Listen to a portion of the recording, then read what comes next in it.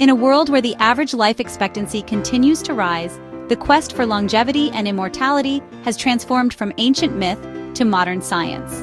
This episode marks a landmark in our national initiative on aging, as we bridge two profound worlds: cutting-edge scientific research and timeless Vedic insight. From the laboratories of Harvard to the wisdom of the Upanishads, this journey uncovers a unified theory of life extension that could redefine healthcare, human identity, and even consciousness itself. What if aging wasn't an inevitable decline, but a reversible condition? What if the secrets to biological immortality lay hidden in both our DNA and our Dharma? Welcome to Episode 8 of the Gerontology series, a deep dive into the scientific and spiritual landscape of immortality. So, biological immortality doesn't actually mean living forever in the way myths might suggest. Instead, it's about halting or even reversing cellular aging. At the heart of this process is a pretty remarkable enzyme called telomerase. You see, telomeres, which are like little caps at the ends of our chromosomes, get shorter each time our cells divide, and that's what leads to aging. But interestingly, scientists have discovered that telomerase can actually rebuild these telomeres, potentially resetting the biological clock of our cells.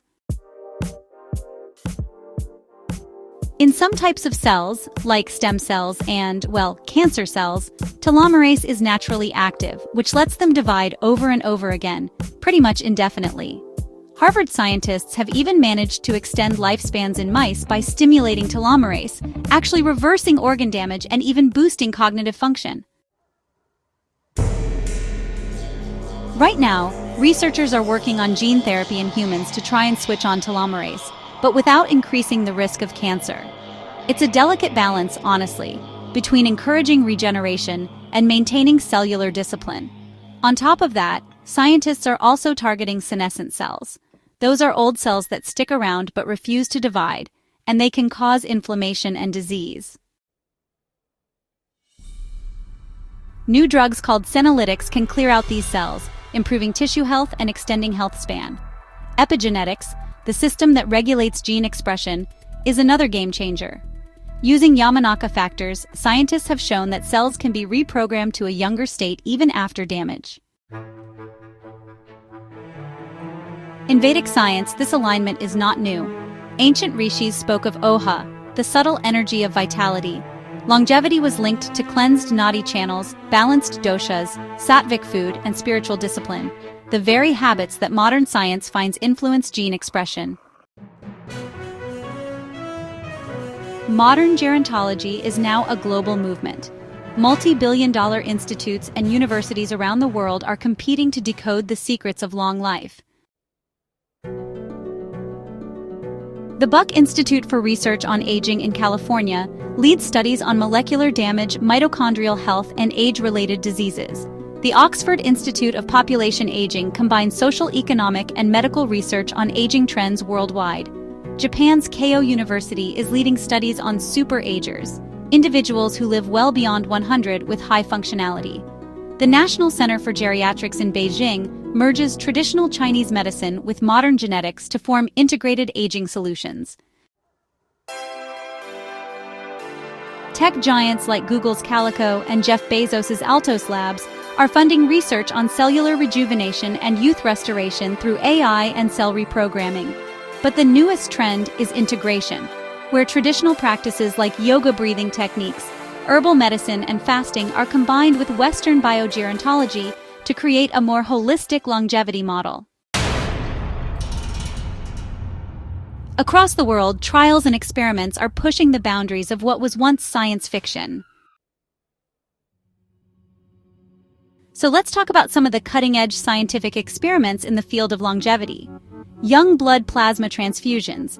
Experiments in mice show that younger blood actually restores muscle, liver, and brain function in older mice.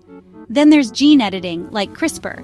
By targeting aging-related genes, scientists are able to modify genetic defects and promote regeneration. NAD plus boosters such as NMN and NR. These compounds enhance cellular energy, mitochondrial health, and DNA repair. Metformin and rapamycin are repurposed drugs that target aging pathways and are currently under human trials for lifespan extension. And with the help of AI-assisted longevity prediction, from DNA to blood analysis, AI models are now predicting the speed of aging and even suggesting personalized ways to slow it down. Interestingly, many of these scientific practices actually mirror the principles found in Vedic systems of Rasayana: longevity enhancement through plant medicines, detoxification, pranayama, and mantra therapy. With the growth of gerontology comes a new wave of questions. Should we extend life beyond natural limits? Who gets access to immortality technologies? And what happens to population, purpose, and planetary resources? So, transhumanism, a philosophy advocating human enhancement through technology, argues for a future where, well, aging is optional. Brain-chip interfaces, artificial organs, even virtual immortality. These ideas are honestly no longer just sci-fi fantasies. But ancient India cautions us, Jivan kalambai nahi, gahrai matav porn hai. That means life's depth, not its length, matters. Vedic wisdom tells us that even a 1,000-year life is kind of futile if lived without dharma. Immortality without evolution, well, it's just delayed decay. Artificial intelligence is now, the silent companion of gerontology. AI predicts biological age based on voice, blood, heart rate variability, or even facial scans. Wearables track cortisol, inflammation, sleep, and more, creating these real-time longevity profiles. AI algorithms can actually shorten drug discovery time from years to just weeks. And chatbots and virtual companions are now trained to support elderly mental health and help combat isolation. AI is also analyzing meditation data, breath patterns, and energy states, revealing how spiritual practice impacts biology. Vedic masters would call this the rising of Jivan Viveka, intelligence in service of life. Modern science is now entering a realm that the Vedas always occupied, the domain of consciousness.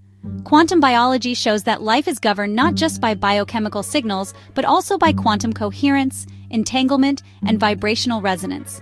DNA vibrates, cells emit light. Consciousness may exist outside the brain. In the Vedic tradition, immortality is not a body without aging, but a soul without forgetting. Ayurveda's focus on subtle energy, prana, chakras, ohas, and sanskaras, is now being validated by quantum medicine and consciousness studies. So, the final question really isn't just can we live longer, but why should we? The purpose of gerontology, honestly, must go beyond cells, drugs, and machines. We need a higher integration, kind of like a bridge between science and soul. Vedic Dharma teaches us that aging is, well, a chance to graduate into wisdom. Immortality isn't about escaping death, but about mastering life. Let's not just extend life, let's enlighten it. Professor Diaries presents. So, this series is actually part of a national educational mission to launch gerontology as a core subject in Indian universities. We aim to train students, doctors, technologists, and spiritual practitioners in an integrated science of aging. If you believe aging is not just a medical phase, but a national opportunity, join the movement. Subscribe, and share this video now. And hey, don't forget to comment. I stand for dignified aging in India. This was episode 8, Scientific Research in Longevity and Immortality, where modern science meets Vedic insight. We're not just teaching science, we're building society. We're not just adding years to life, we're adding life to years. See you in episode 9. Till then, live long, live awake, live in Dharma. Gerontology Series Vertical Bar Professor Diaries, a national initiative on aging. Series name and details.